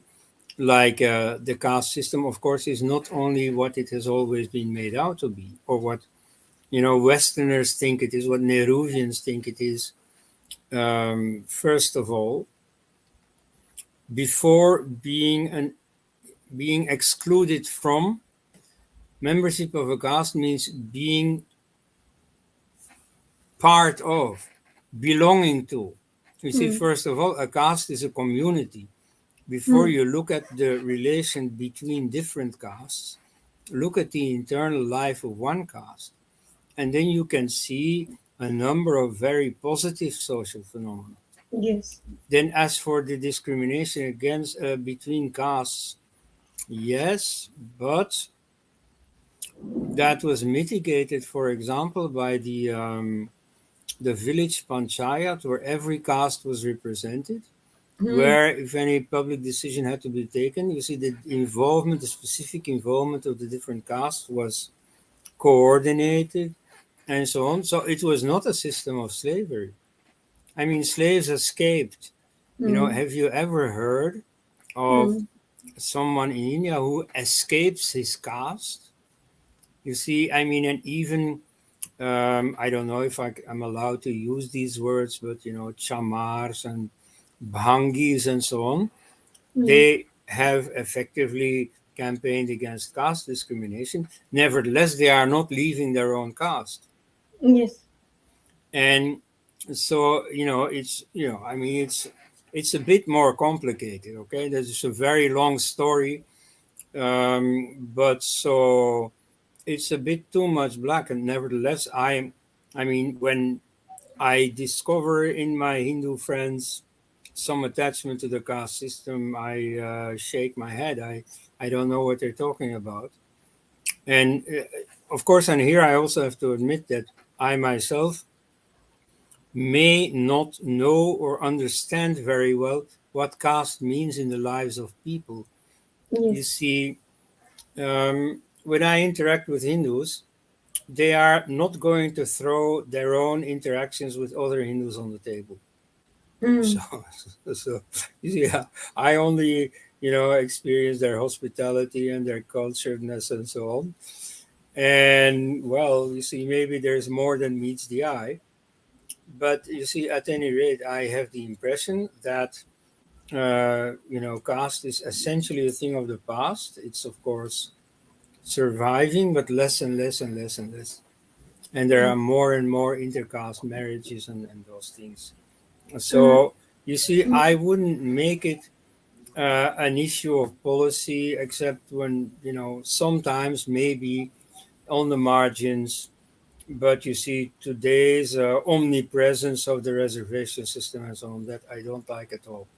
Mm. Um, in our society, you see, there used to be gross oppression. There were serfs, and there was lots of economic oppression in the capitalist age and so on. Nevertheless, you see, this has been largely corrected. Um, I mean, myself, people around me, many people that I know come from very low backgrounds, but have been able to study and so on and become someone. And so this has all been done without reservations. And so I'm not convinced that reservations is the solution. And in fact, if we have to follow Dr. Ambedkar, then here we really should follow him because he was not in favor of reservations either. I mean, there's a big difference between the Ambedkarites today and Dr. Ambedkar himself. Like, for Mhm. instance, he did not believe in the Aryan invasion theory, whereas for Mhm. them, that is the Yes. be all and end all. Um, and he was critical of Islam, whereas they try to woo the Beam meme alliance and so on. So there also you see on the issue of reservations, Ambedkar didn't like it. He wanted it to be temporary for 10 years and limited in scope and so on. And now it's all over. So I don't think that's the answer, but it's you people who have to decide, of course. Yes. Dr. Elsa, I would only like to say because we have had many of these castes, separate castes, like they have been rulers too. We have had Gond rulers, we Yeah. have tribals, we have had like Chandragupta Maurya himself was a Shudra. So I mean, he had such a Hmm. that's the largest kingdom we ever had. Yes. So it is not very oversimplistic. I don't deny that there have been discriminations. Yes, there were Hmm. discriminations which have to be handled. But to sort of say that the magnitude at which we are accused of is contestable, Hmm. and neither we need to be sort of very ashamed of it. And I feel, and yes, we Hmm. had this system, but the system had its own good. What was bad in it should be removed. That's how Yeah. I get it, because it has many cultural tones also. Like for example, if you see in South where these EVRites do a lot of drama, other than Brahmins, if you see there are some 44,000 odd temples, ancient temples, which are taken over by the government. In that, only 10% of it have ancestral Brahmins as the Hmm. Yeah. guru, or you can say the priests. The Yes. rest of them, the 90% of them, even they are ancestral non-Brahmin priests. So they consist of all, uh, I mean, castes. They could be a Hmm. Kshatriya priest, they could be a Shudra priest, they are even Dalit priests. So Yeah. Yeah. Yeah. About that, of course, I have to thank you for every bit of new information you give, because I mean, my specialism. I read texts, you see. I can tell you what the Purusha Sukta says about caste or what the Manu Smriti says about it. But what it is in real life, I only have a very vague notion of. So I keep learning every day. Thank you. Dr. Els, how do we see the way forward? For example, don't we need alternative Hindu parties now coming up saying that because the time now we have seen in Gujarat, the Hindu community is almost woken up, right? So, don't we need proper Hindu parties where they are quite ideologically clear? Now, I find that even the Yeah. RSS is so more ideologically clear about what Hinduism stands for or what Hindu cultural system that we want, like in our nation. Hmm. So that Yeah. is not being an apologetic Hindu. So what do we do? What is the way forward? Number one. And number two, importantly, I wanted to take this opportunity and even point out this to you. Like the Kashmiri Hindu genocide that we talk about daily so much, that even today the government does not recognize it as a genocide formally. That problem is there. Hmm. And in fact, the latest thing that happened, an Israeli communist guy was Yes. appointed as the chief of IFFI, this International Film Yeah. Festival. Yeah. I know. He should have very well known what his position was.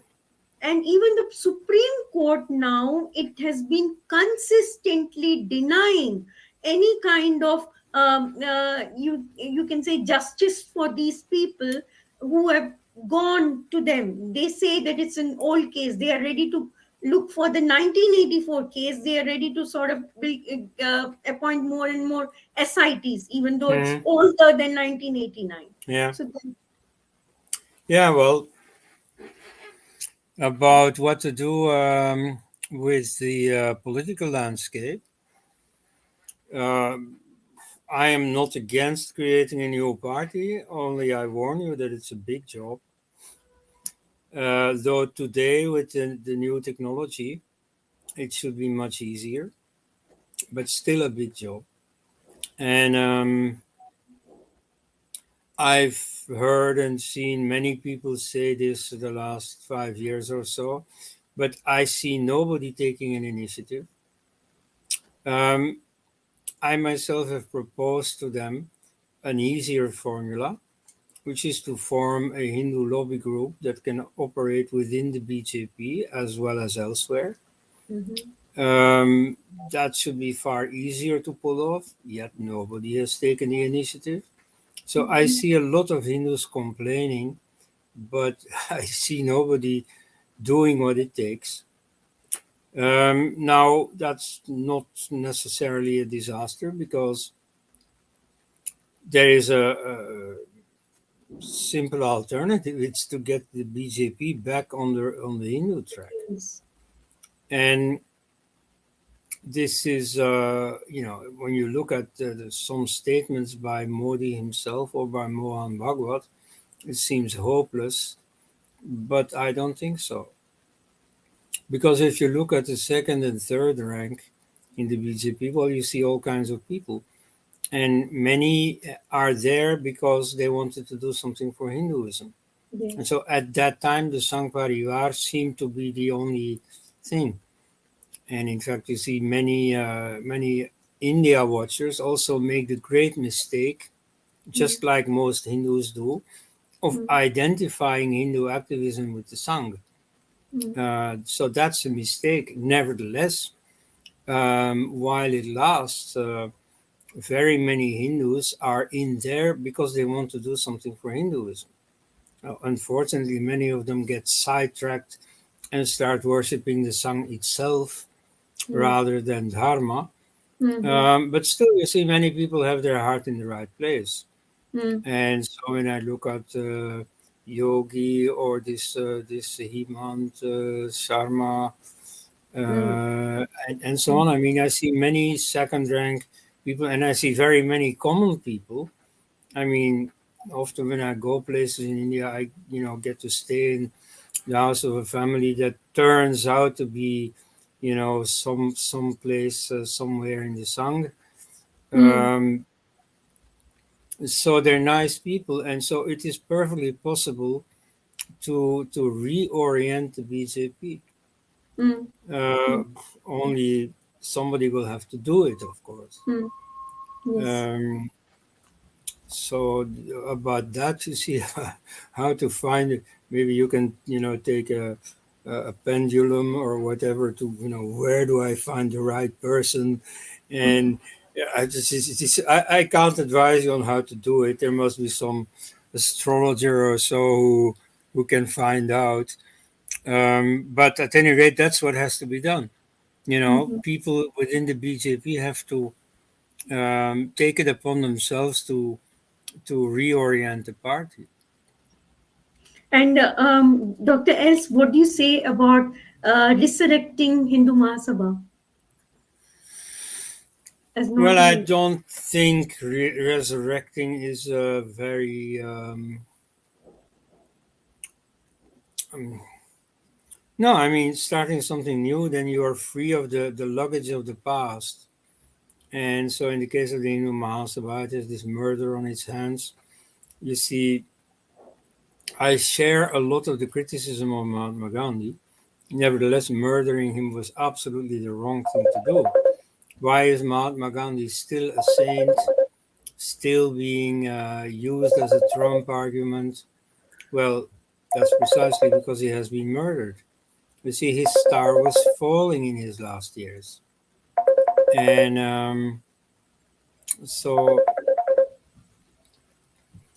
and then there is the whole pogrom of the Maharashtrian Brahmins that happened, that was triggered by the murder. And maybe not that Ram Godse hadn't foreseen that, but it happened. And it was done by others to them, not by them. But nevertheless, if you're doing politics, you have to be aware of unforeseen consequences. So I don't know. Um, I know in America there are people who are reviving the Hindu Mahasabha. In India, I don't see that. I think the last member of parliament of the Hindu Mahasabha, namely Yogi Adityanath's guru, Mahanta Vaidyanath, he walked over to the BJP. Don't know what the inside story is there. But so, at any rate, the Hindu Mahasabha does not seem to be very viable at the moment. Um, Not sure. I mean, essentially, I don't have to tell Hindus what to do. I just follow what is happening there. I just observe. But so I mean, that's not what I would have thought of as an alternative to the present situation where you have a party drawing Hindu votes and then not doing anything pro Hindu with it. Um, I don't know, but go ahead. I mean, you can try it, of course, and maybe here and there, if somebody gets elected, that will exert some pressure, some pro Hindu pressure on the BJP. That might be a good use of this. Yes.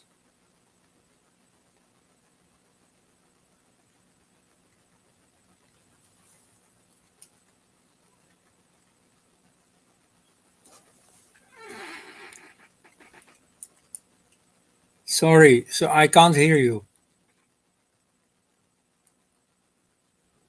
Sorry, I had muted myself. Okay. I said the idea is to have in the opposition also a Hindu party.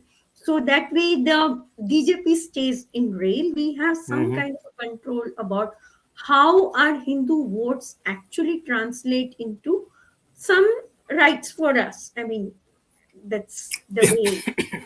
Yeah, there you have a point. You see, the opposition has a role to play.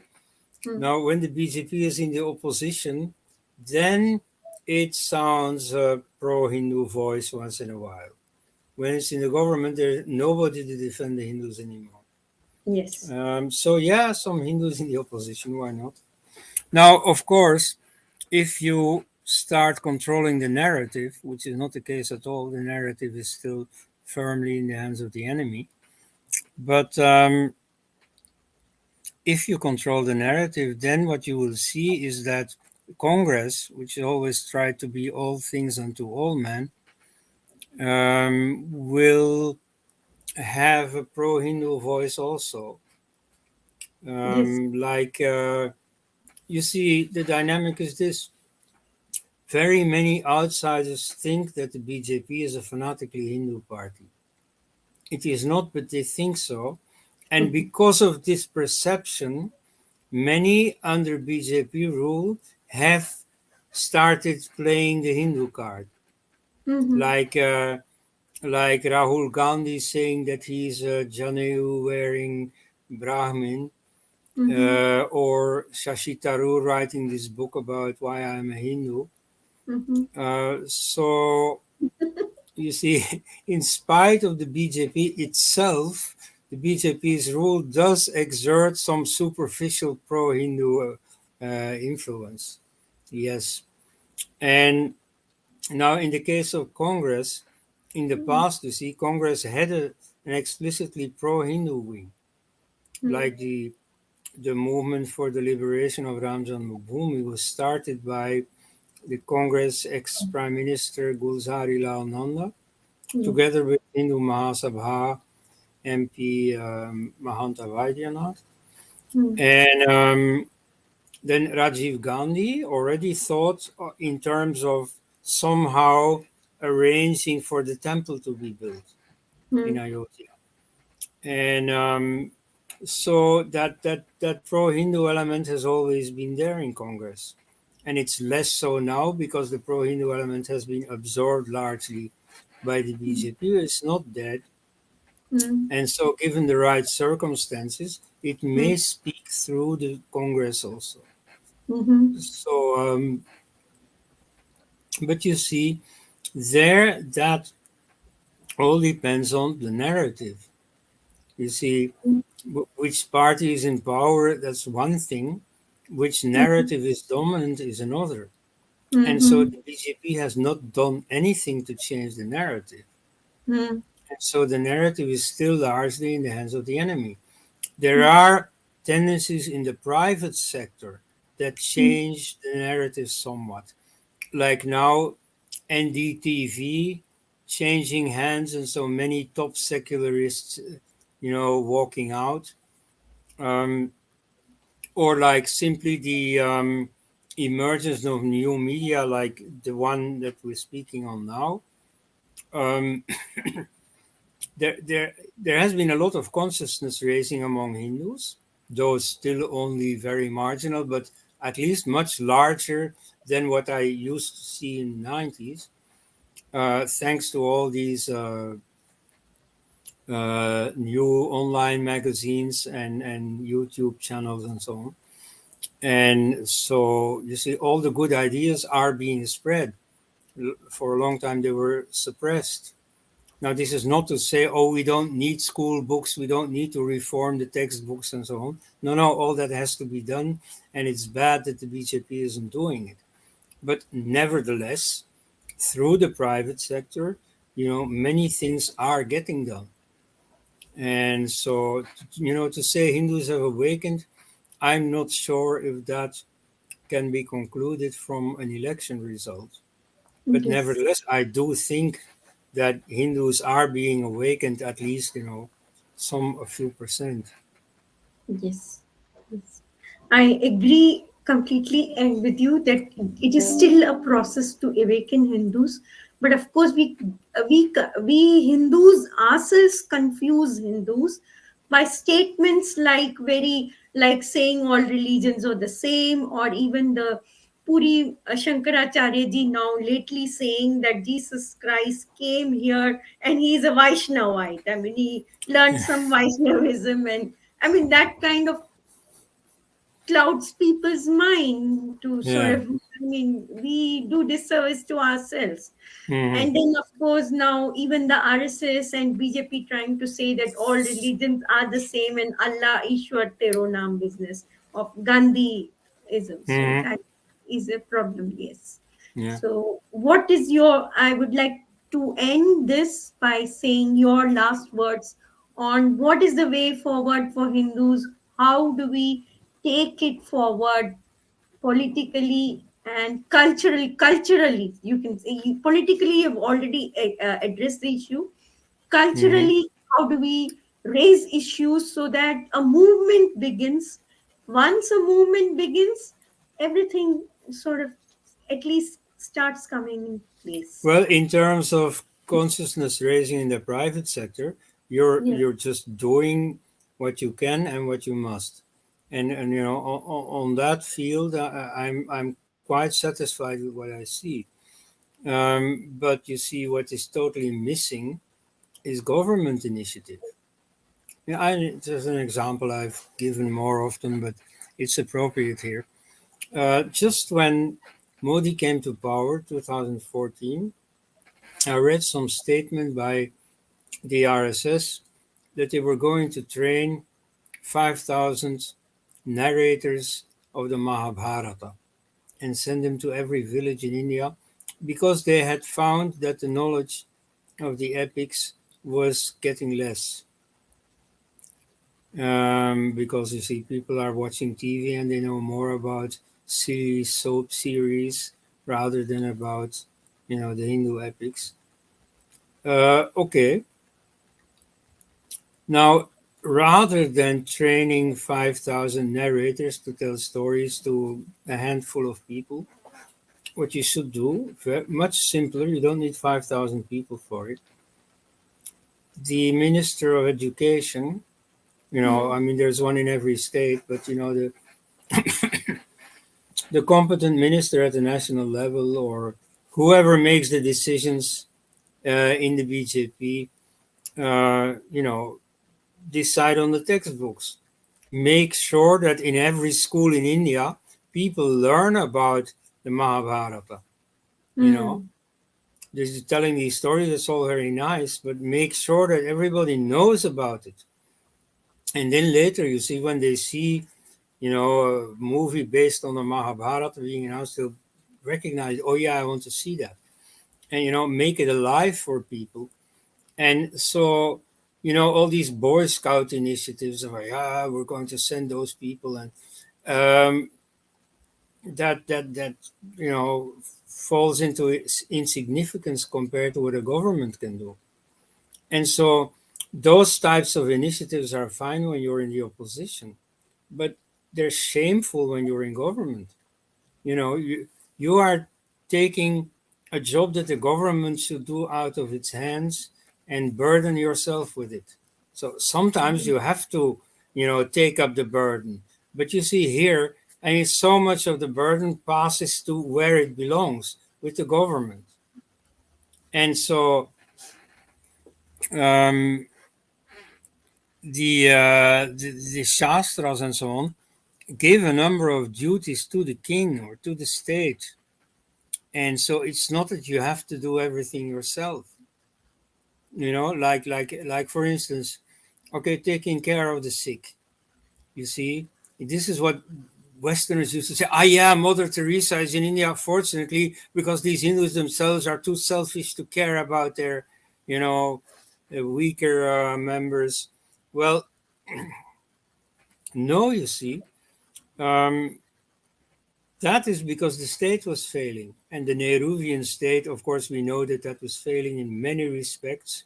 And this is one of the good things about Modi, that now the authorities are, at least in some dimensions, being far more effective than they used to be. Nevertheless, um, these duties of care for the sick are, laying at the feet of the king. The Shastras assign this duty to the king. You have to, care about all these classes of people. And so, in this case, you see, educating them in a modern state is largely the duty of the authorities. Uh, I think we have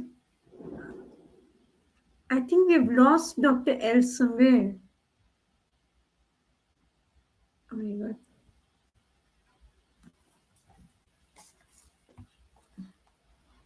I think we've lost Dr. Elst. I'll just check out with him. We'll just see whether. So we'll have to end the program. I think. I don't know how Dr. Elst is. Just take out with him.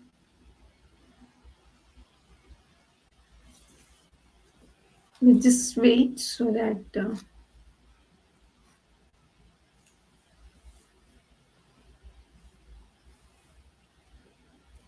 I think we are having some network issue. Okay, okay. Dr. Elst has come.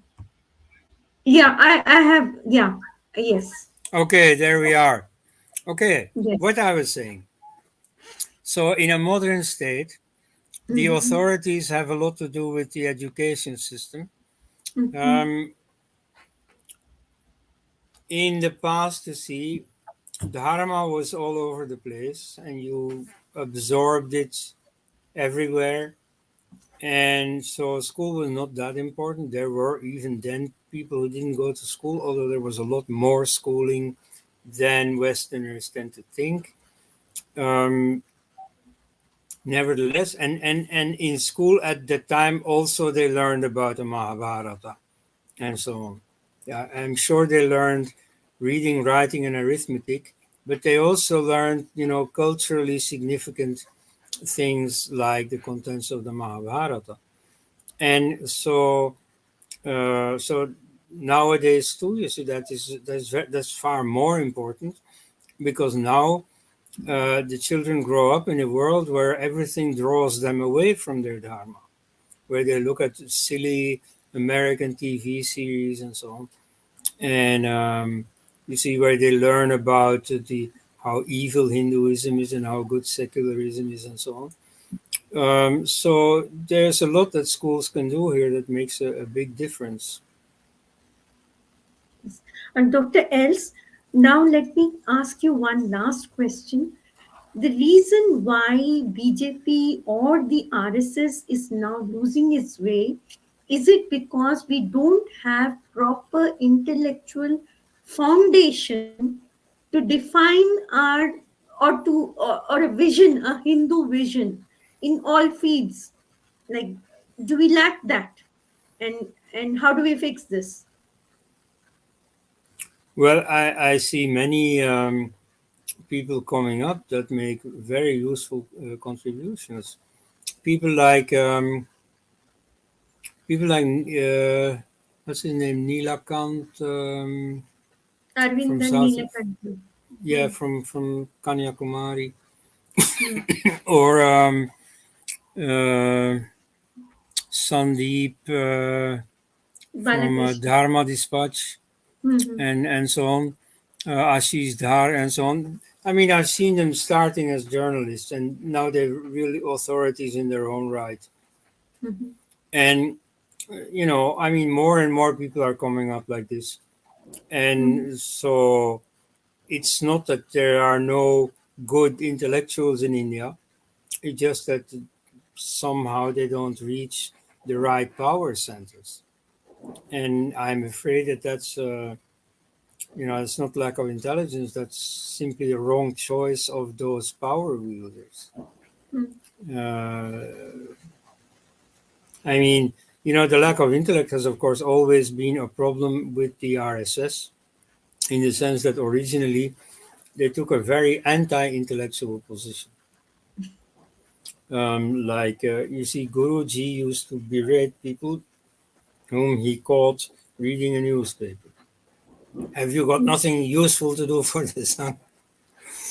Well, um, or a very RSS thing to say.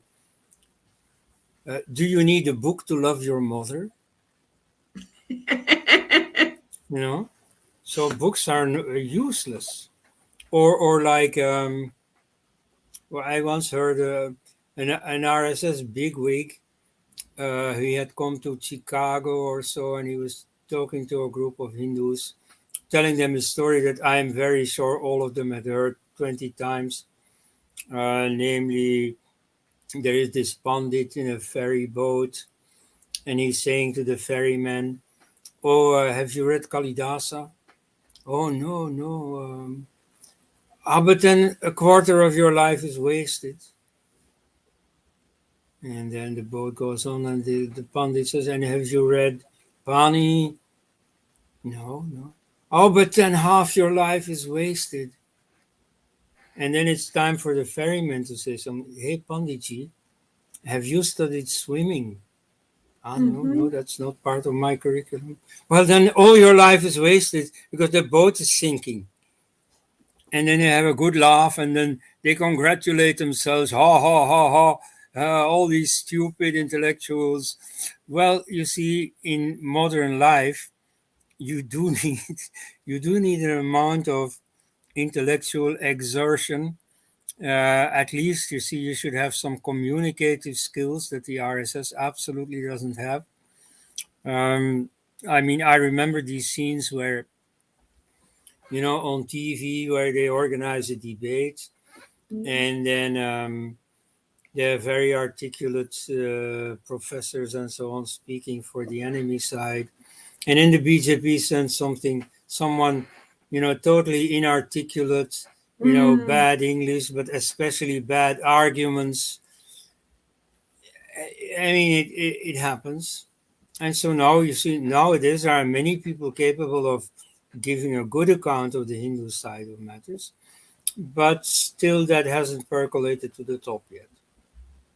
And so maybe because of the evolution in society as a whole, that will come, but I'm not sure of it.